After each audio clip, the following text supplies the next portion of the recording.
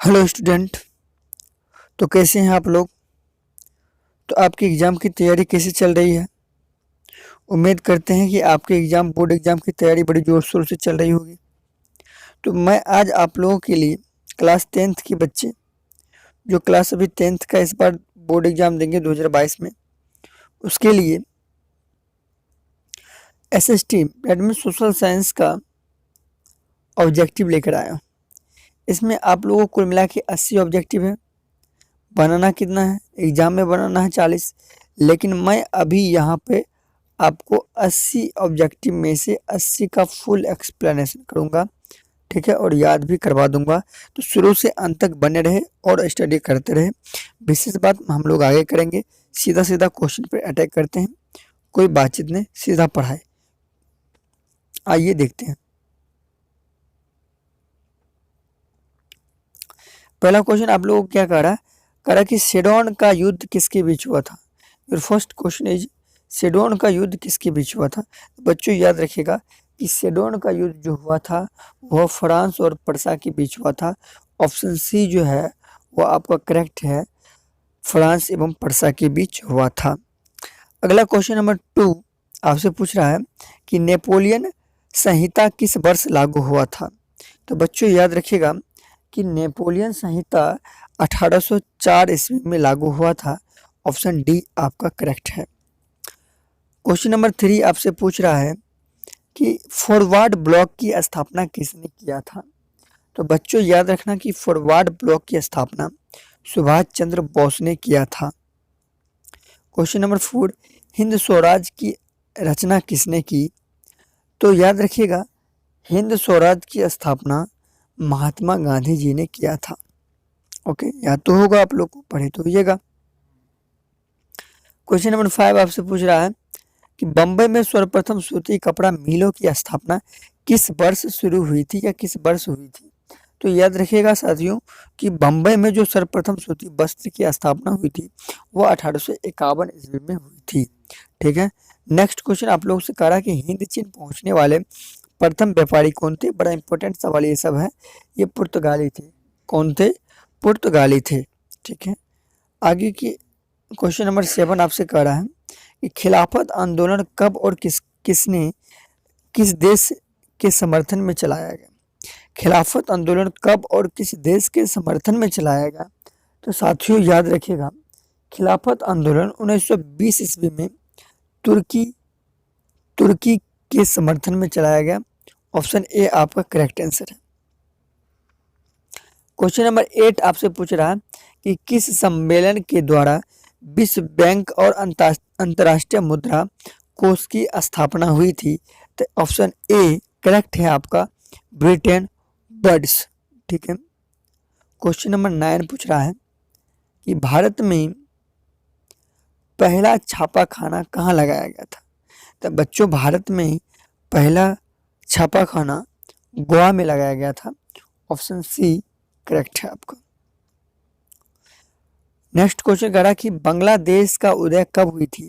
तो साथियों याद रखिएगा बांग्लादेश की उदय 1971 ईस्वी में हुई थी। क्वेश्चन नंबर 11 आपसे कह रहा कि रुमाल इज ब्यूटीफुल की रचना किसने किया था? तो रुमाल इज ब्यूटीफुल की रचना सुमेसर ने किया था। ऑप्शन डी करेक्ट है आपका, सुमेसर, ठीक है। क्वेश्चन नंबर 12 आपसे कह रहा कि मिट्टी का पीएच मान कितना होना चाहिए? तो साथियों याद रखिएगा कि मिट्टी का मान पीएच मान 7 होना चाहिए, लेकिन नहीं होती है जनरली, ताकि हम लोग उसमें यूरिया पोटास इतनी मात्रा में यूज कर लेते हैं कि उसकी पीएच मान क्या होती है, या तो क्षारीय हो जाती है, अम्लीय हो जाती है। लेकिन होना कितना चाहिए? उदासीन होना चाहिए, ताकि मैं कोई भी फसल उस पर लगा सकूं।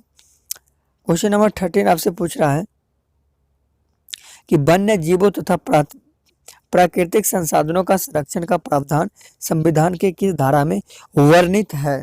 तो साथियों याद रखिएगा वो धारा 21 में वन्य जीव और प्राकृतिक संसाधनों के बारे में बताया गया, ठीक है। 14 नंबर क्वेश्चन आपसे कह रहा कि बिहार के किस प्रकार की मिट्टी का फैलाव सबसे अधिक क्षेत्र पर है? तो याद रखिएगा वो बिहार में जलोढ़ मिट्टी में का जो फैलाव है सबसे अधिक क्षेत्र में पाए जाते हैं, ठीक है। 15 नंबर सवाल आपसे करा कि तांबा के उत्पादन में किस राज्य का सबसे महत्वपूर्ण स्थान है। तो साथियों याद रखिएगा, तांबा के उत्पादन में सबसे महत्वपूर्ण स्थान है वो राज्य आपका झारखंड है। कौन सी है? झारखंड, ऑप्शन ए करेक्ट है। क्वेश्चन नंबर 16 आपसे कह रहा है कि ऊर्जा का गैर पारंपरिक स्रोत क्या है। तो बच्चों याद रखिएगा, ऊर्जा का गैर पारंपरिक स्रोत सौर ऊर्जा है, ऑप्शन डी करेक्ट है आपका। ठीक है। भारत का क्वेश्चन नंबर 17 आपसे कह रहा है कि भारत का सिलिकॉन सिटी किसे कहा जाता है। तो भारत का सिलिकॉन सिटी बेंगलुरु को कहा जाता है, बेंगलुरु को कहा जाता है। ठीक है, ऑप्शन सी करेक्ट है। क्वेश्चन नंबर 18 कह रहा है कि भारत में कहाँ औरतों के लिए आरक्षण की व्यवस्था है। तो बच्चों याद रखिएगा, पंचायती राज व्यवस्था में औरतों के लिए आरक्षण की व्यवस्था है। क्वेश्चन नंबर 19 आपसे पूछ रहा है कि कोसी नदी घाटी परियोजना की शुरुआत किस वर्ष हुई थी। तो कोसी नदी घाटी की शुरुआत जो हुई थी, परियोजना का शुरुआत, ऑप्शन डी करेक्ट है आपका, 1955 ईस्वी में हुई थी। ठीक है। क्वेश्चन नंबर 20 कह रहा कि अंतर्राष्ट्रीय महिला दिवस किस वर्ष घोषित किया गया था। तो अंतर्राष्ट्रीय महिला दिवस 1975 में घोषित किया गया था, ऑप्शन सी आपका करेक्ट है। ठीक है। क्वेश्चन नंबर अगला कह रहा है कि जाति के आधारित विभाजन निम्नलिखित देशों में से किस देश में एक हुआ था। तो सिंपल सी बात है, जिस देश में हम रह रहे हैं वही देश है, ऑप्शन सी है करेक्ट, भारत। ठीक है। संघीय व्यवस्था में एक सरकार कितने स्तरों की होती है। तो साथियों याद रखिएगा कि संघीय व्यवस्था में एक सरकार त्रिस्तरीय होते हैं। ठीक है, चलिए ठीक है, आगे क्वेश्चन नंबर 23। क्वेश्चन नंबर 23 कह रहा है कि निम्नलिखित में से कौन एक केंद्र शासित प्रदेश है। तो बच्चों याद रखना कि चंडीगढ़ जो है वो केंद्र शासित प्रदेश है, तो ऑप्शन बी है करेक्ट। ठीक है। क्वेश्चन नंबर 24 का रहा है, तो 24 नंबर क्वेश्चन स्टूडेंट आपसे पूछ रहा है कि किसी राजनीतिक दल के निर्माण के लिए निम्नलिखित में से कौन सी बात आवश्यक नहीं है, ये जरा हमें बताइए। तो साथियों याद रखिएगा कि किसी राजनीतिक दल के निर्माण के लिए निम्नलिखित में से आप लोग को शिक्षित सदस्य की जरूरत नहीं होती है। आपको पता है ना कि यहाँ पर नेता लोग जो होते हैं ना, वो बिना पढ़े लिखे भी नेता बन जाते हैं। ठीक है, यहाँ तक तो दूसरा काम धंधा में लगे हुए रहते, जेल गए हुए रहते, वो भी नेता बन जाते। तो राजनीतिक दल के निर्माण के लिए यहाँ पर पढ़े लिखे होना कोई आवश्यक शर्त नहीं है। ठीक है। तो नेक्स्ट, तो क्वेश्चन नंबर 25 आप लोग से पूछ रहा है कि किसके नेतृत्व में 1977 ईस्वी में जनता पार्टी की सरकार का गठन हुआ था। तो याद रखिएगा साथियों कि 1977 ईस्वी में लोक नायक जयप्रकाश नारायण के नेतृत्व में जनता पार्टी की सरकार की गठन हुई थी। क्वेश्चन नंबर 26 कह रहा इस सूचना के अधिकार आंदोलन की शुरुआत किस राज्य से हुई थी। तो बच्चों याद रखना वो राजस्थान से हुई थी। कौन सी राज्य है? Rajasthan, option number A correct है आप लोग का। क्वेश्चन नंबर 27 आपसे पूछ रहा है कि भारत में नीति आयोग की स्थापना किस वर्ष हुई थी। तो भारत में नीति आयोग की स्थापना 2015 ईस्वी में हुई थी, ऑप्शन डी करेक्ट है। क्वेश्चन नंबर 28 का रहा है कि लोकतंत्र के सामने सबसे बड़ी चुनौती क्या है। तो बच्चों याद रखना कि लोकतंत्र के सामने सबसे बड़ी चुनौती जो है वो लोकतंत्र को सशक्त बनाना है, ऑप्शन सी आपका करेक्ट है। ठीक है, चलिए नेक्स्ट क्वेश्चन आप लोग से पूछ रहा है कि संघ सरकार उदाहरण है। तो संघ सरकार किसका उदाहरण है? तो संघ सरकार आपका अमेरिका का उदाहरण है, ऑप्शन ए करेक्ट है। ओके, क्वेश्चन नंबर 30 का रहा है कि निम्न में से कौन अर्थव्यवस्था के द्वितीय क्षेत्र में आते हैं। तो द्वितीय क्षेत्र में विनिर्माण आते हैं, ऑप्शन सी जो है वो आपका करेक्ट है। ओके, क्वेश्चन नंबर 31 कह रहा है कि किसी राज्य के नागरिकों का जीवन स्तर निर्भर करता है, किस पर करता है निर्भर भाई? सकल घरेलू आय पे या शुद्ध राज्य घरेलू उत्पाद पे? तो हम कहेंगे दोनों पे करता है, ए एंड बी दोनों पे, तो ऑप्शन सी आपका करेक्ट हो जाएगा। ठीक है, क्वेश्चन नंबर 32 बिहार के किस जिले की प्रति व्यक्ति आय सबसे कम है।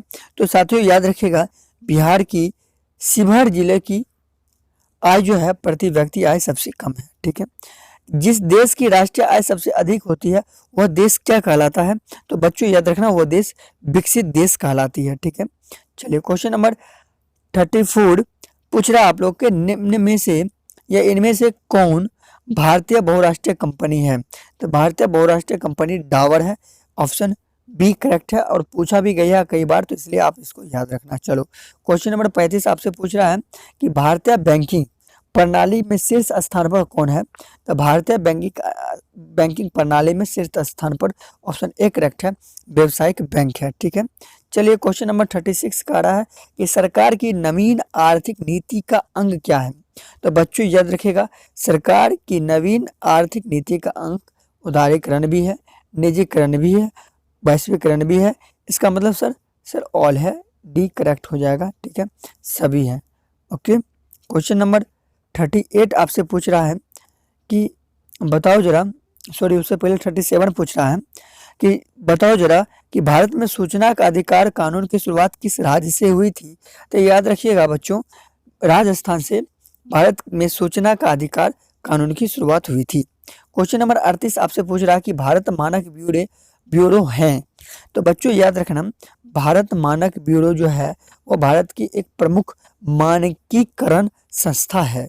ठीक है, क्वेश्चन नंबर 39 आपसे पूछ रहा है कि बिहार में कौन सा क्षेत्र बाढ़ग्रस्त है? तो याद रखिएगा बच्चों, उत्तरी बिहार बाढ़ से हमेशा पीड़ित रहता है, बाढ़ग्रस्त रहता है। ठीक है, क्वेश्चन नंबर 40 का रहा कि भूकंप संभावित क्षेत्रों के भवनों की आकृति कैसी होनी चाहिए? तो आप याद रखना, आयताकार होनी चाहिए, आयताकार, ताकि हम घर को गिरने से बचा सके। तो भूकंप संभावित क्षेत्रों में घर का जो डिजाइन होना चाहिए वो कैसा होना चाहिए? आयताकार होना चाहिए। ठीक है, तो क्वेश्चन नंबर 41 आपसे पूछ रहा है कि साम्यवादी घोषणा पत्र का प्रकाशन किस वर्ष हुआ था? तो बच्चों याद रखेगा कि साम्यवादी घोषणा पत्र का प्रकाशन 1848 ईस्वी में हुआ था, ऑप्शन बी करेक्ट है। नेक्स्ट क्वेश्चन कह रहा है कि संघीय मजदूर संघ अधिनियम किस वर्ष पारित हुआ था? तो साथियों याद रखिएगा, मजदूर संघ अधिनियम जो है वो आप लोग का 1926 ईस्वी में पारित हुआ, तो ऑप्शन बी जो है वो करेक्ट है। ओके, क्वेश्चन नंबर 43 कह रहा है कि इंग्लैंड में सभी स्त्री एवं पुरुषों को वयस्क मताधिकार प्राप्त हुआ था। कब हुआ था? वोट देने का अधिकार कब प्राप्त हुआ था इंग्लैंड में स्त्री और पुरुष दोनों को? तो पहले बार सबसे पहले जो दिया गया था वो 1928 ईस्वी में यह अधिकार दिया गया था। ठीक है, चलिए क्वेश्चन नंबर 44 आपसे कह रहा कि सोपानी कृषि किस राज्य में प्रचलित है? तो याद रखिएगा बच्चों, वो उत्तराखंड में सबसे ज्यादा प्रचलित है। ठीक है, कोयले का सर्वप्रथम प्रकार कौन सी है? तो एंथ्रासाइट कोयले की सबसे उत्तम प्रकार है। ठीक है, तो 45 का ऑप्शन ए जो होगा वो करेक्ट होगा। क्वेश्चन नंबर 46 कह रहा है कि 2001 की जनगणना के अनुसार बिहार की नगरीय आबादी कितनी है? तो बच्चों याद रखना, वह 10.5 है। कितनी है? 10.5 है। बिहार की जनगणना के अनुसार 2021 की जनगणना के अनुसार बिहार की नगरीय आबादी कितनी है? 10.5% है। ठीक है, करा क्वेश्चन नंबर अगला आप लोग का, तारी विरोधी आंदोलन निम्न में से किस प्रांत से शुरू किया गया था? तो वो Andhra Pradesh, option C correct है आप लोग का, आंध्र प्रदेश से शुरू किया गया था। ठीक है, नेक्स्ट क्वेश्चन आप लोगों को कह रहा है क्वेश्चन नंबर 48 कि भारतीय रिजर्व बैंक की स्थापना कब हुई थी? तो याद रखिएगा बच्चों कि भारतीय रिजर्व बैंक की स्थापना 1935 ईस्वी में हुई थी, ऑप्शन बी जो है वो आपका करेक्ट है। क्वेश्चन नंबर 49 आपसे कह रहा है कि भारत में किस राज्य की प्रति व्यक्ति आय सबसे अधिक है? चूंकि टूरिस्ट प्लेस गोवा है, इसलिए गोवा की आय सबसे अधिक है। ठीक है, आगे देखिए क्वेश्चन नंबर 50 कह रहा है कि बिहार के किस जिले की प्रति व्यक्ति आय सर्वाधिक है? तो बच्चों याद रखना, बिहार की पटना जिले की आय जो है वो सबसे अधिक है। ठीक है, क्वेश्चन नंबर 51 कह रहा है कि भारत में राष्ट्रीय आय का आकलन सर्वप्रथम कब हुई थी? तो बच्चों याद रखना कि भारत में राष्ट्रीय आय का आकलन सबसे पहले जो हुई थी वह 1928 ईस्वी में हुई थी, ऑप्शन सी आपका करेक्ट है। ओके, क्वेश्चन नंबर 52 आपका 52 पूछ रहा है कि भारत की वित्तीय राजधानी किस शहर को कहा जाता है? पता है कि भारत की वित्तीय राजधानी किसको कहा जाता है? मुंबई को कहा जाता है। भारत की राजधानी है दिल्ली, लेकिन वित्तीय राजधानी क्या है? मुंबई है। तो गलत कंफ्यूजन मत रहिएगा। ऑप्शन आपका ए क्या है? ए ऑप्शन आपका करेक्ट है, याद रखिएगा। ठीक है, चलिए क्वेश्चन नंबर 53, 53 क्वेश्चन नंबर का रहा कि राष्ट्रीय आय का क्या मतलब है भाई, बताइए। तो बच्चों याद रखना कि राष्ट्रीय आय का मतलब है उत्पादन के साधनों की आय से। ठीक है, चलिए क्वेश्चन नंबर 14 का रहा है, क्वेश्चन नंबर 54 का रहा है कि किस धातु का मुद्रा के रूप में सबसे अधिक प्रयोग में लिया गया था? वो धातु है आपका पीतल, जो सबसे अधिक उपयोग में लिया गया था। ठीक है, क्वेश्चन नंबर 55 आपसे कहा कि विनिमय का सबसे उत्तम साधन क्या है? तो साथियों याद रखें, विनिमय का सबसे उत्तम साधन मुद्रा है। ठीक है, चलो क्वेश्चन नंबर 56 में पूछ रहा हूं आप लोगों से, एटीएम का फुल फॉर्म बताइए। तो एटीएम का full form automatic teller machine होता है, डेट मीन्स स्वचालित टेलर मशीन। ठीक है, क्वेश्चन नंबर 57 कह कि व्हीलर का कौन सा क्षेत्र बाढ़ग्रस्त है?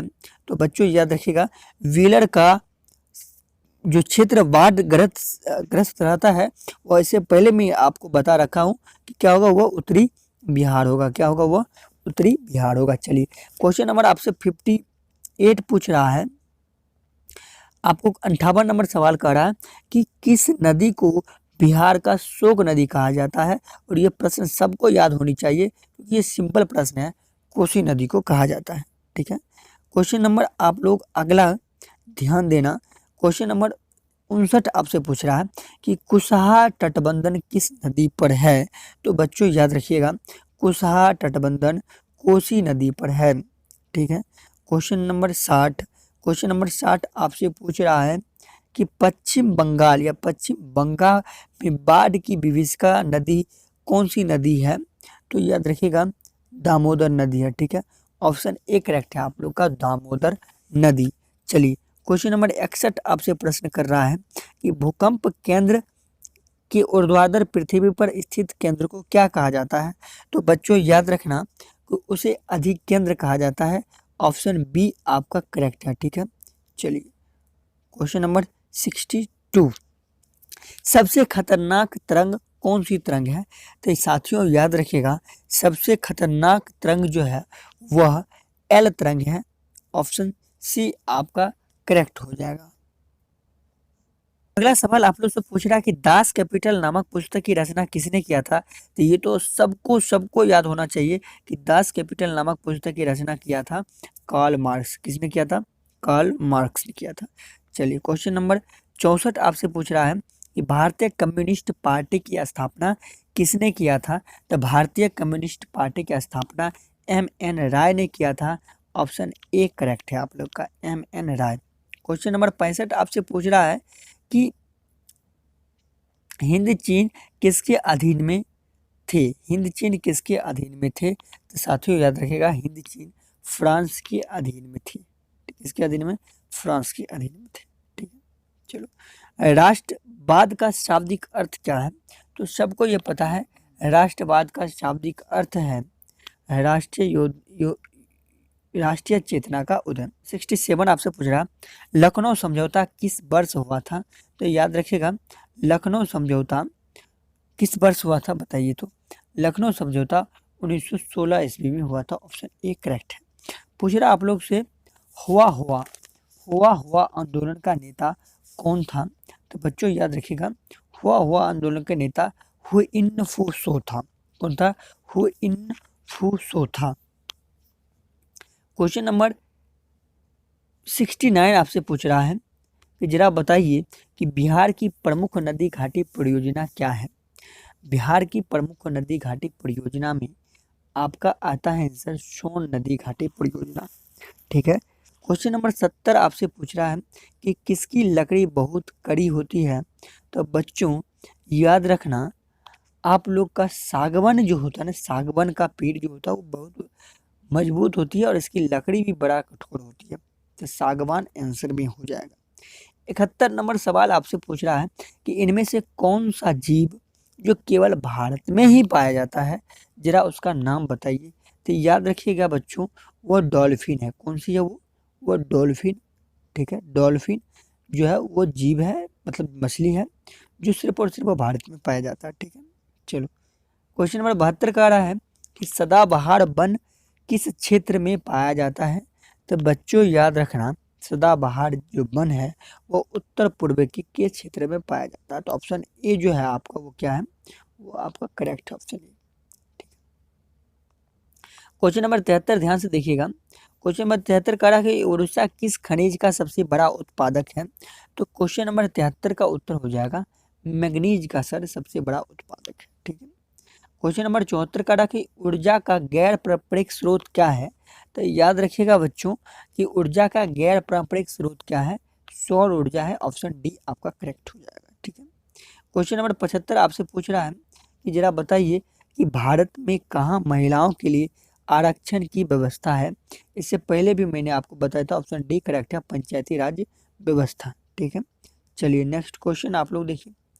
भारत में राज्य पुनर्गठन आयोग की स्थापना कब हुई थी। तो याद रखिएगा 1956 ईस्वी में हुई थी। बी आपका ऑप्शन करेक्ट है। ठीक है, क्वेश्चन नंबर 77 कह रहा है कि जरा बताइए कि भारत में सर्वप्रथम नगर निगम की स्थापना की गई है, वह राज्य कौन सी है। तो वह शहर चेन्नई है। कौन सी है, चेन्नई है, आप याद रखना। ठीक है, क्वेश्चन नंबर 78 कह रहा है कि संविधान के अनुसार भारत क्या है। तो संविधान के अनुसार भारत जो है वह राज्यों का संघ है। ठीक है, क्या है वो, राज्यों का संघ है। ऑप्शन ए करेक्ट है। क्वेश्चन नंबर 79 जो बहुत सिंपल सवाल है, सब बच्चों को मालूम होना चाहिए कि अंतर्राष्ट्रीय महिला दिवस कब मनाया जाता है।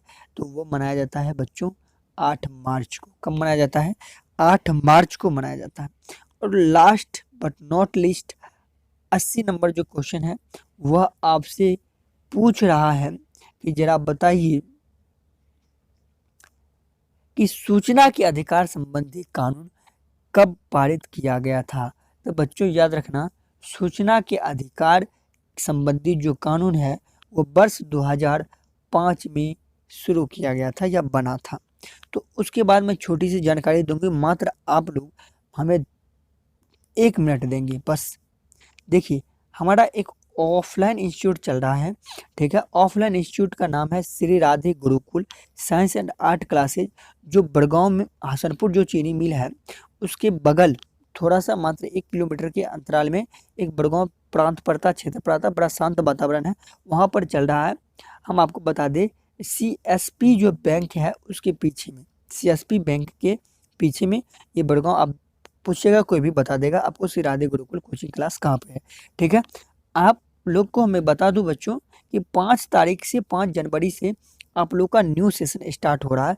5 जनवरी 2022 से न्यू सेशन स्टार्ट हो रहा है फॉर ऑल न्यू बैच 22-23 के लिए, जो क्लास 7 से लेकर 12 तक ऑल सब्जेक्ट टीचर अलग अलग शिक्षक के द्वारा पढ़ाया जाता है। ऑल सब्जेक्ट यहाँ पर पढ़ाई जाती है और बेहतरीन तरीका से बच्चों पर मेहनत किया जाता है। और मैं बता दूं कंपटीशन क्लास की भी बैच जो है वो आपका 5 जनवरी से भी न्यू स्टार्ट होगा अलग अलग शिक्षकों के द्वारा। तो आप ज्वाइन करें। अगर आसपास के बच्चों हैं तो आप हमें संपर्क करें, ये मेरा कॉन्टैक्ट नंबर है, इस कॉन्टैक्ट नंबर पर आप हमसे बात कर ले। और उसके बाद अगर आपको दिक्कत है तो आप बात करके वहाँ तक पहुँचे और हम शिक्षकगण आपको बेहतरीन तरीका से तैयार करके आपके मंजिल तक पहुँचाने का काम करेंगे। ये श्री राधे गुरुकुल का आप लोग को वादा है, प्रॉमिस है। तो साथियों मिलते हैं आगे नेक्स्ट वीडियो में, तब तक के लिए जय हिंद।